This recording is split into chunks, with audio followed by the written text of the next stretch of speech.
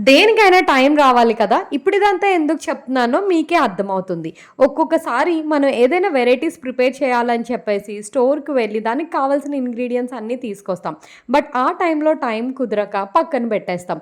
కొన్ని రోజుల తర్వాత అదొకటి ఉందని గూడా మర్చిపోతాం. ఆ తర్వాత కిచెన్‌లో కబోర్డ్ ఓపెన్ చేసేటప్పుడు అయ్యో! ఇదొకటి తీసుకొచ్చాను కదా కుక్ చేయటానికి అని అనిపిస్తుంది. ఇలా వారాల తరబడి, నెలల తరబడి వాయిదా పెట్టేస్తాం.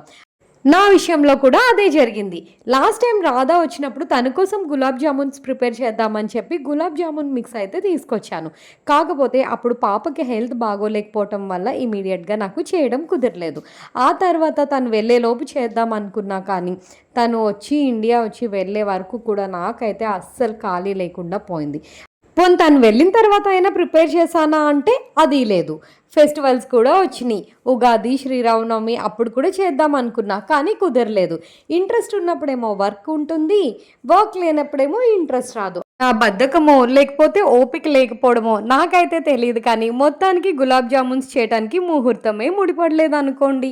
ఫైనల్లీ మొన్నైతే ఇంక ఊరొచ్చినప్పుడు ఇవి కానీ ఇప్పుడు గులాబ్ జామున్స్ ప్రిపేర్ చేయకపోతే ఎక్స్‌పైర్ అయి పాడైపోతాయి అని చెప్పి ప్యాకెట్స్ అయితే తీసుకొని ఊరొచ్చేసాను. ఇక్కడ నాతో పాటు మా సహస్రమ్మ కూడా నాకు హెల్ప్ చేసి పెడుతుంది. ఇన్ కేస్ మీరు కూడా నాకులానే ఏదైనా ప్రిపేర్ చేద్దామని చెప్పి ఆ ఇంగ్రీడియెంట్స్ తీసుకొచ్చి ప్యాంట్రీ యూనిట్‌లో పెట్టి వారాలు, నెలలు తడబడి ఉంచేస్తే మాత్రం నాకైతే కామెంట్ చేసి చెప్పండి. మేబీ నేనే ఇంతనా? లేకపోతే నాలాగా వేరే వాళ్ళు కూడా ఉన్నారా లేదా అనేది నేనైతే తెలుసుకుంటా. ఊరొచ్చిన తర్వాత ఫైనల్లీ వన్ ఫైన్ వీకెండ్ అయితే ఇది ఎలా అయినా గానీ ప్రిపేర్ చేసేయాలి అని చెప్పి టక గులాబ్ జామున్స్ అన్నీ ప్రిపేర్ చేసేసా. ఏదైనా పని మొదలుపెట్టేటప్పుడు దాని మీద ఇంట్రెస్ట్ పోయేలోపే చేసేయాలని చాలా ఫాస్ట్‌గా 1 కేజీ పిండినైతే కలిపేసి జామున్స్ ప్రిపేర్ చేసేసా.